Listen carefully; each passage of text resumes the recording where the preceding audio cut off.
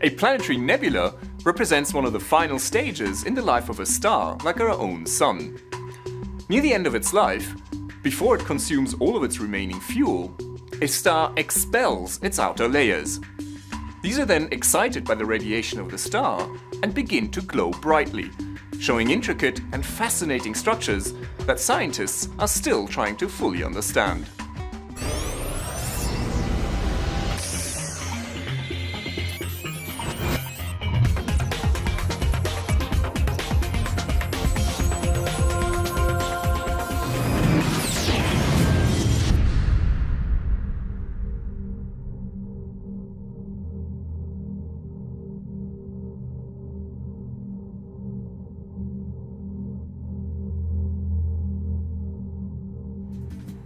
Hi and welcome to the Hubblecast. Now in previous episodes, we've looked at a lot of Hubble's images of planetary nebulae, and we've talked about how they tell us about the ultimate fate of our own Sun. Now in this episode, we're going to take a closer look at just one of these, a planetary nebula that, unlike many others, does not in fact look anything like a planet. Known by its catalogue number NGC 5189, this planetary nebula might not sound very exciting. When it was discovered in the 19th century, the telescopes of the day could barely make out any structure. But advances in telescope technology over a century and a half have borne fruit.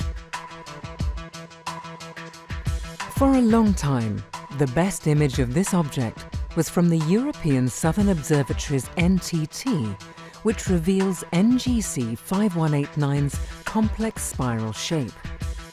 Then came a remarkable picture from the 8-meter Gemini South telescope. But if you point Hubble at it...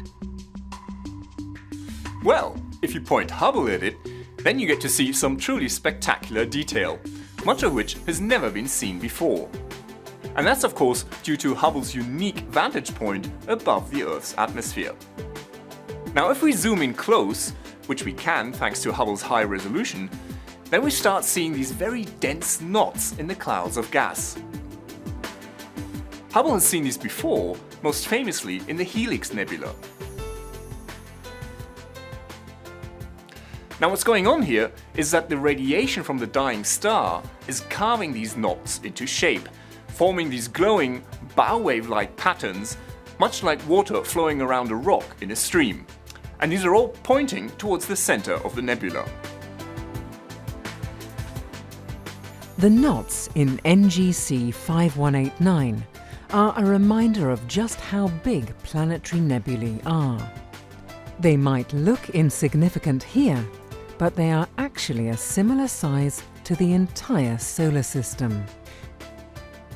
The star at the center of the nebula, a dense white dwarf, is far too small to see as anything other than a point of light, even though it is roughly the size of the Earth.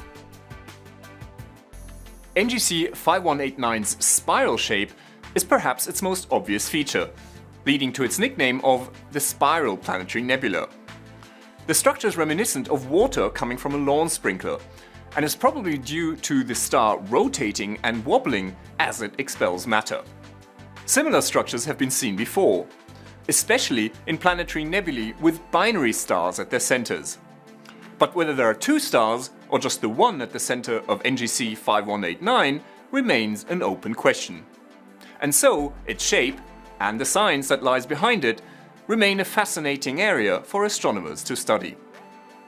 This is Dr. J, signing off for the Hubblecast. Once again, nature surprised us beyond our wildest imagination.